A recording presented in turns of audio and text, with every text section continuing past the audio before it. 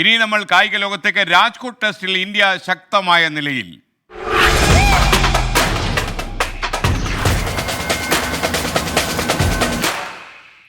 ഇംഗ്ലണ്ടിനെതിരായ മൂന്നാം ക്രിക്കറ്റ് ടെസ്റ്റിൽ കൂറ്റൻ ഒന്നാം ഇന്നിംഗ്സ് സ്കോർ ലക്ഷ്യമിട്ട് ഇന്ത്യ 5-ന് 326 എന്ന നിലയിലാണ് രണ്ടാം ദിനം ഇന്ത്യ ബാറ്റിംഗ് പുനരാരംഭിക്കുക. 110 റൺസുമായി രവീന്ദ്ര ജഡേജയും 1 റണ്ണുമായി കുൽദീപ് യാദവുമാണ് ക്രീസിൽ. സ്പോർട്സ് ഡെസ്കിൽ നിന്ന് അനിൽ വാസ്തവ് ചേരുന്നു. ഗുഡ് മോർണിംഗ് അനിൽ, പറയൂ. Good morning SKN. ഇന്നലെയാണ് രാജ്കോട്ട് ടെസ്റ്റിന് തുടക്കമായത്. ആദ്യ ദിനത്തിൽ തുടക്കം തന്നെ ഇന്ത്യ ഒരു ചെറിയൊരു പാളിച്ചയായിരുന്നു. 33 റൺസ് എടുക്കുമ്പോഴേക്കും 3 വിക്കറ്റ് നഷ്ടമായി. പക്ഷേ ഇന്ത്യൻ ക്യാപ്റ്റൻ രോഹിത് ശർമ്മയും ഒപ്പം തന്നെ രവീന്ദ്ര ജഡേജയും വളരെ ശക്തമായ നിലയിൽ കളം പിടിക്കുന്ന ഒരു കാഴ്ചയാണ് കണ്ടത്. ഇരു താരങ്ങളും സെഞ്ചുറി നേടി. അങ്ങനെ ഇന്ത്യ ഇന്നലത്തെ ദിവസം അവസാനിക്കുമ്പോൾ 5 വിക്കറ്റ് നഷ്ടത്തിൽ 326 എന്ന ശക്തമായ നിലയിൽ ഇന്ത്യയെ എത്തിച്ചിരിക്കുകയാണ്. രോഹിത് ശർമ്മ 131 റൺസ് എടുത്താണ് രോഹിത് ശർമ്മ പുറത്തായത്. ഇപ്പോഴും രവീന്ദ്ര ജഡേജ 110 റൺസുമായി ക്രീസിലുണ്ട്. പക്ഷേ അതോടൊപ്പം തന്നെ എടുത്തു പറയേണ്ട ഒരു കാര്യം സർഫ്രാസ് ഖാനെ കുറിച്ചാണ്. സർഫ്രാസ് ഖാൻ അദ്ദേഹത്തിൻ്റെ അരങ്ങേറ്റ ടെസ്റ്റ് മത്സരം, ആദ്യ അന്താരാഷ്ട്ര മത്സരം കളിക്കുകയായിരുന്നു. അപ്പോൾ അദ്ദേഹം ആ ഒരു ഭയമോ യാതൊരു പേടിയോ ഇല്ലാതെ ഒരു മെമ്മറബിൾ ഇന്നിങ്സ് തന്നെയാണ് കാഴ്ചവെച്ചത്. 62 റൺസാണ് എടുത്തത്. പ്രത്യേകിച്ച് ഒരു ഡെബ്യൂ താരത്തിൻ്റെ, ഇന്ത്യൻ താരത്തിൻ്റെ ഏറ്റവും വേഗതയേറിയ അർദ്ധ സെഞ്ചുറി നേടിയാണ്. അതിനൊപ്പം ഈക്വലൻ്റായ ഒരു റെക്കോർഡുമായിട്ടാണ് അദ്ദേഹം മടങ്ങിയത്. ഒരുപക്ഷെ ഒരു നിരാശ ഉണ്ടായത് അദ്ദേഹത്തിന് ആ ഒരു സ്കോർ 3 അക്കത്തിലേക്ക് എത്തിക്കാൻ സാധിക്കുമായിരുന്നു എന്ന കാര്യത്തിൽ ഒരു തർക്കവും ഉണ്ടായിരുന്നില്ല. പക്ഷേ നിർഭാഗ്യകരമായി അദ്ദേഹം റണ്ണൗട്ടായി.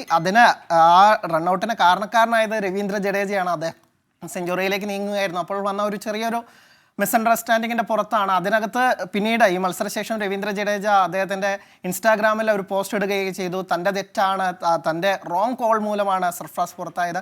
അതിൻ്റെയൊക്കെ ഒരു നീരസം ക്യാപ്റ്റൻ രോഹിത് ശർമ്മ തുപ്പി വലിച്ചെറിഞ്ഞുകൊണ്ട് പ്രകടിപ്പിക്കുന്ന ഒരു കാഴ്ചയൊക്കെ തന്നെ കണ്ടു. എന്തായാലും സർഫ്രാസിൻ്റെ ഇന്നിങ്സ് വളരെ മെമ്മറബിളായ ഒരു ഇന്നിങ്സാണ്. അദ്ദേഹത്തിന് ഒരു മികച്ച തുടക്കം തന്നെയാണ് അന്താരാഷ്ട്ര ക്രിക്കറ്റിൽ കിട്ടിയിരിക്കുന്നത്. പ്രത്യേകിച്ച് ഇന്നലേക്ക് നമ്മൾ സംസാരിച്ചതാണ് 2014 2012 തന്നെ ഈ ഒരു ഇൻ്റർനാഷണൽ സർക്യൂട്ടിൽ പറഞ്ഞു കേട്ടിരുന്ന ഒരു പേരാണ് ഒരു വണ്ടർ ബോയ് എന്ന തരത്തിലൊക്കെ. പക്ഷെ പല കാരണങ്ങൾ കൊണ്ട് അദ്ദേഹത്തിൻ്റെ പെരുമാറ്റം, മോശം പെരുമാറ്റം, അല്ലെങ്കിൽ പ്രായത്തട്ടിപ്പ്, പിന്നീട് സെലക്ടേഴ്സിനോട് മോശമായി പെരുമാറി അവർക്കെതിരെ കൈ ചൂണ്ടി സംസാരിച്ചു, അങ്ങനെ പല വിവാദങ്ങൾ, അനാവശ്യ വിവാദങ്ങളൊക്കെ തന്നെ, പിന്നെ പല കാരണങ്ങൾ കൊണ്ട്, സെലക്ടേഴ്സിൻ്റെ ഇടയിലെ പല കാരണങ്ങൾ കൊണ്ടൊക്കെ തന്നെ സർഫ്രാസിനെ മാറ്റി നിർത്തുകയായിരുന്നു. പക്ഷേ അദ്ദേഹത്തിന് കിട്ടിയ അവസരം, ഒടുവിൽ അദ്ദേഹം ബാറ്റ് കൊണ്ട് വിമർശനങ്ങൾക്ക് മറുപടി കൊടുത്തുകൊണ്ട് അദ്ദേഹം ഇന്നലെ ഗംഭീര ഇന്നിങ്സ് കാഴ്ചവെച്ചു.